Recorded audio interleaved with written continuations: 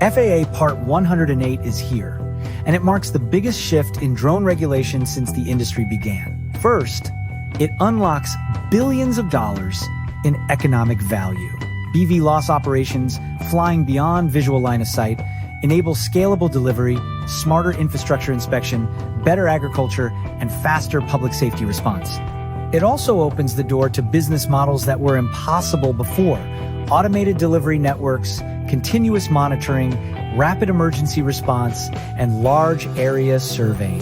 Part 108 pushes technology forward too, from advanced detect and avoid to automated flight coordination, improved navigation, and drone traffic management.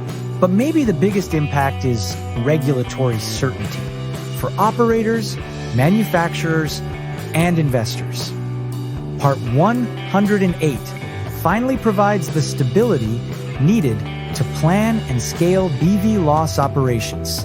The FAA is still reviewing thousands of comments, and the final rule isn't here yet. But Part 108 sets the foundation for a future where BVLOS is routine, safe, and economically transformative.